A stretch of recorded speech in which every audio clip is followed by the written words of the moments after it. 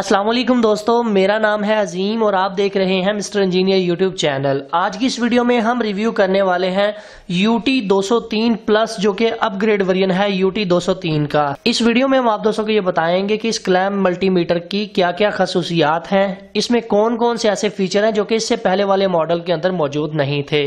दोस्तों, वीडियो को शुरू करने से पहले हमेशा की तरह आप दोस्तों से दो ही रिक्वेस्ट करूंगा। एक तो आपने इस वीडियो को लाइक जरूर कर देना है ताकि हमारी हौसला अफजाई हो सके, और दूसरा इस वीडियो को एंड तक जरूर देखिएगा ताकि आपको इसकी समझ आ सके। तो दोस्तों चलिए शुरू करते हैं।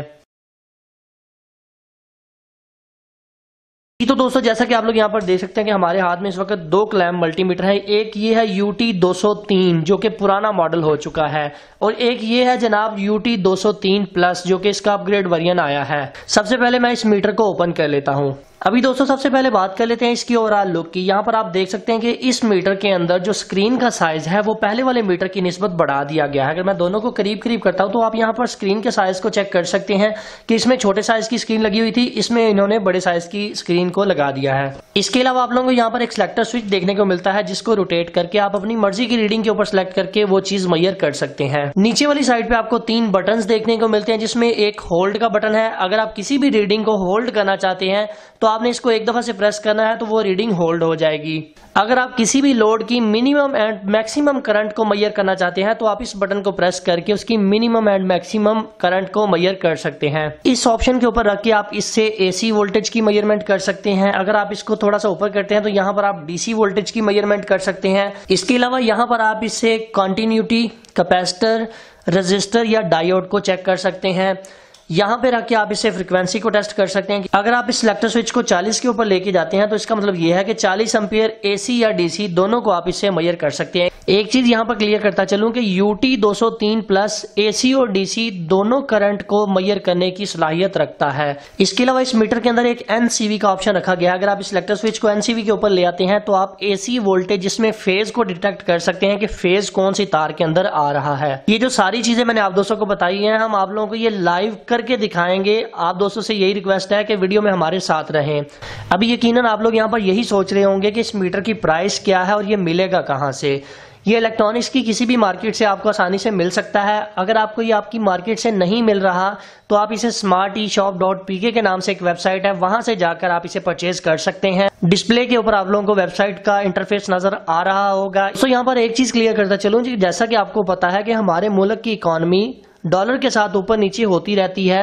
सो अगर कल को डॉलर का रेट बढ़ जाता है तो इस मीटर का रेट भी डेफिनेटली इंक्रीज हो जाएगा। अगर आपको वेबसाइट के ऊपर ऑर्डर करना नहीं आता तो डिस्प्ले के ऊपर जो व्हाट्सएप का नंबर चल रहा है, यहाँ पर आप कांटेक्ट करके इस मीटर को अपने घर में मंगवा सकते हैं। दोस्तों, इस मीटर के बॉक्स के अंदर से हमें 1.5 वोल्ट के 2 सेल देखने को मिलते हैं। हालांकि इससे पहले वाला जो मीटर था उसके अंदर 9 वोल्ट की बैटरी लगती थी। सो UT 203 प्लस के अंदर AAA साइज के 2 सेल इंसर्ट कर सकते हैं आप। इसके साथ आप लोगों को प्रॉप्स देखने को मिलती हैं जो प्लस एंड माइनस आप इसके ऊपर लगा सकते हैं। प्रॉप्स को लगाते वक्त एक चीज का ख्याल रखा जाए कि कॉमन वाला पॉइंट जो होता है वो ब्लैक के ऊपर आपने लगाना है, और ये जो रेड वाला है इसे आपने इस साइड के ऊपर लगाना है।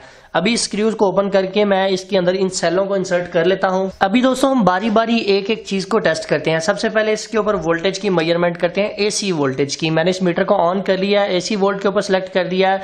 आप लोगों के सामने कुछ रीडिंग्स वेरी कर रही हैं, आपने इसके बारे में परेशान नहीं होना। ये 0 पॉइंट कुछ रीडिंग है। ये क्यों है आप यहाँ पर देख सकते हैं। मैं इसकी प्रॉप को AC वोल्टेज के करीब करता हूँ तो ये रीडिंग बढ़ जाती है, अगर मैं इसको दूर करता हूँ तो रीडिंग कम हो जाती है। सो ये फ्रीक्वेंसी होती है, उसके साथ ये लिंक कर रहा होगा। सो इस चीज की आपने फिक्र नहीं करनी। मैं यहाँ पर इसको 220 वोल्ट की सॉकेट के अंदर डायरेक्टली लगा देता हूँ।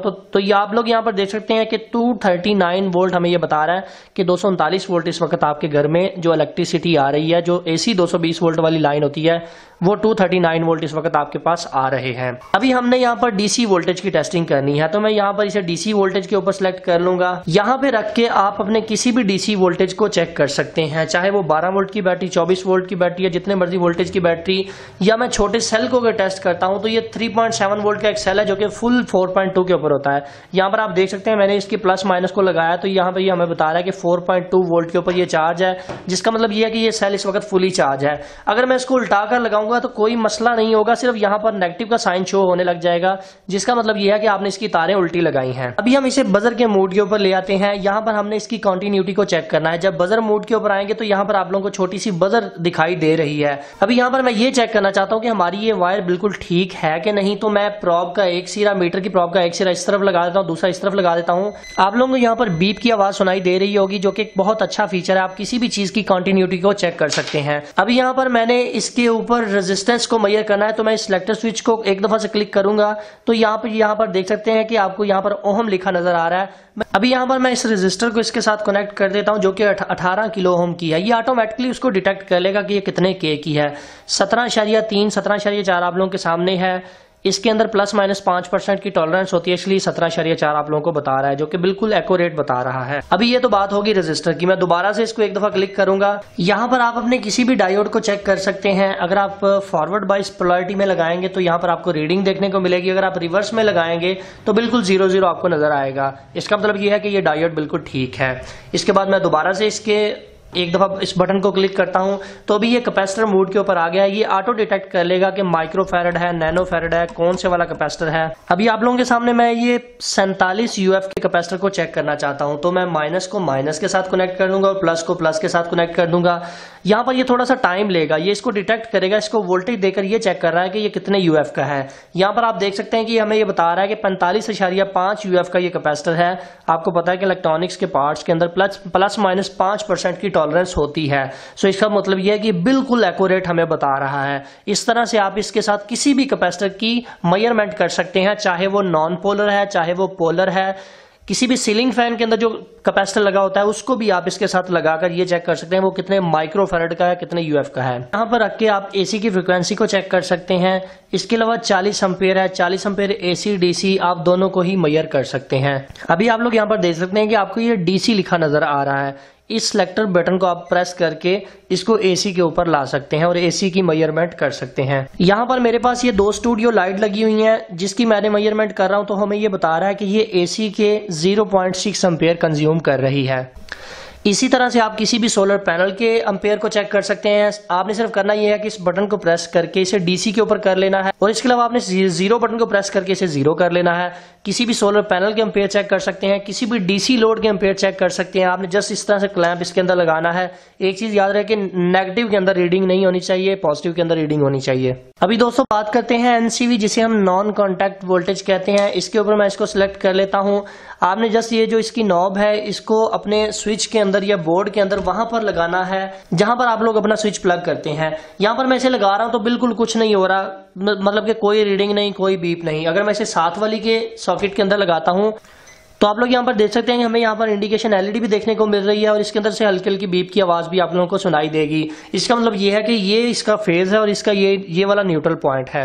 इस NCV के ऑप्शन को इस्तेमाल करके आप किसी भी ब्रेक वायर के अंदर से भी चेक कर सकते हैं कि कहां पर फेज आ रहा है और कहां पर जाकर वो खत्म हो रहा है। अभी दोस्तों यहाँ पर बात कर लेते हैं मिनिमम और मैक्सिमम एम्पियर्स की। अगर आप किसी भी चीज के, जिस तरह की मेरे पास एक वाटर पंप है, मैं उसके मैक्सिमम एम्पियर चेक करना चाहता हूं कि उसका ये स्टार्टिंग टार्क कितना लेता है, तो मैंने जस्ट इस वाले बटन को एक दफा से प्रेस कर देना है। आप यहाँ पर देख सकते हैं, यहाँ पर आप लोगों को लिखा नजर आ रहा है मैक्सिमम। इसका मतलब ये है कि आपने इसको मैक्सिमम रीडिंग के ऊपर सेलेक्ट कर दिया है। आप इसे जस्ट अपनी मोटर के साथ क्लैंप कर देंगे और जैसे ही आप मोटर का बटन दबाएंगे तो जितने मैक्सिमम एम्पियर वो मोटर लेगी इसके ऊपर वो रीडिंग काउंट हो जाएगी, इसके अंदर सेव हो जाएगी और ये आपको बता देगा कि वाकई इसके अंदर इतने एम्पेयर की कंजम्पशन हो रही है, इस मोटर ने इतने एम्पेयर स्टार्टिंग के ऊपर लिए हैं। तो चलते हैं, सबसे पहले इसका वो वाला डेमो देखते हैं। यहाँ पर हमने वाटर पंप को ऑन किया तो आप यहाँ पर देख सकते हैं कि मैक्सिमम रीडिंग को होल्ड कर लेता है, सेव कर लेता है कि ये मैक्सिमम कितने एम्पेयर आपकी मोटर ने लिए हैं।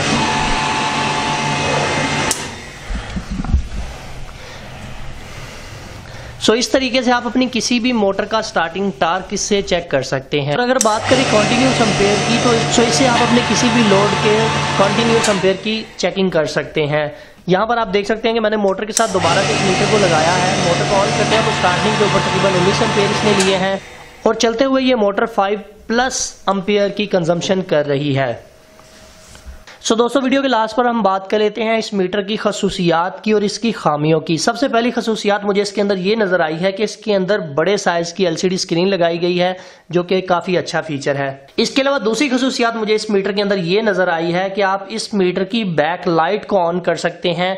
इस होल्ड के बटन को अगर आप दबा कर रखेंगे तो इस मीटर की जो बैक लाइट है वो टर्न ऑन हो जाती है। अगर आप अंधेरे में कहीं पर काम कर रहे हैं तो आप इसकी बैक लाइट से फायदा उठा सकते हैं। तीसरी इस मीटर की मुझे खास बात ये नजर आई है कि इसके अंदर कैपेसिटर टेस्टिंग कंपनी ने रखी है, जो कि बहुत ही अच्छा फीचर है। सम टाइम हमें कैपेसिटर को चेक करने की जरूरत पेश आती है, तो उसके लिए स्पेशली हमें कैपेसिटर वाला मीटर परचेज करना पड़ता है, जो कि तकरीबन 1500 से 1800 रुपए का मिलता है। उस कैपेसिटर मीटर का जो ऑप्शन है वो कंपनी ने इसके अंदर रख दिया है, जो कि बहुत ही अच्छी चीज है। तो इस मीटर के अंदर चौथी खूबी मुझे ये नजर आई है कि इसके अंदर NCV नॉन कॉन्टैक्ट वोल्टेज का ऑप्शन रखा गया है, जिसकी मदद से आप किसी भी फेज वायर को डिटेक्ट कर सकते हैं कि कौन सी वायर जो है वो हमारी फेज है और कौन सी वायर न्यूट्रल है। ये तो इसकी बात होगी खूबियों की। अभी बात करते हैं इसकी खामियों की। सबसे पहली खामी मुझे इस मीटर के अंदर ये नजर आई है कि कंपनी ने इसके साथ कोई स्टेप वगैरह नहीं रखी, जिसको पकड़ के आप इसे अपने हाथ में अच्छी तरह से होल्ड कर सकते हैं। हालांकि इसे पुराने वाले मीटर के अंदर इस साइड के ऊपर एक स्टेप रखी गई थी, जिसकी मदद से आप इस मीटर को हाथ में आसानी से पकड़ सकते थे। वेल, इसके अंदर वो ऑप्शन रिमूव कर दी गई है। दूसरी खामी मुझे इसके अंदर ये नजर आई है कि इसके अंदर कंपनी ने 9 वोल्ट की बैटरी को रिमूव करके 1.5 वोल्ट के AAA साइज के 2 सेलों को ऐड कर दिया है। मेरे ख्याल से अगर 9 वोल्ट की बैटरी होती तो ज्यादा अच्छा बैकअप मिलना था। वेल, हो सकता है कंपनी ने इसके अंदर कोई बेहतरी समझी होगी, इसलिए उन्होंने 1.5 वोल्ट के 2 सेलों को ऐड किया है। बाकी अगर ओवरऑल इस मीटर की परफॉर्मेंस की बात की जाए तो मुझे बहुत अच्छा लगा है। मैं आप सभी दोस्तों को ये रिकमेंड करूंगा कि आपने जब भी मीटर लेना है तो आप UT 203 प्लस वाला मॉडल लीजिएगा। ये ज्यादा बेहतर है, ज्यादा एक्यूरेट है, ट्रू RMS वैल्यू है इसकी। सो फाइनली दोस्तों, आज की वीडियो यहीं तक थी। उम्मीद करते हैं आप दोस्तों को पसंद आई है। इस वीडियो को लेकर आपके ज़हन में कोई भी किसी किस्म का सवाल है तो आप कमेंट सेक्शन में जरूर पूछिएगा।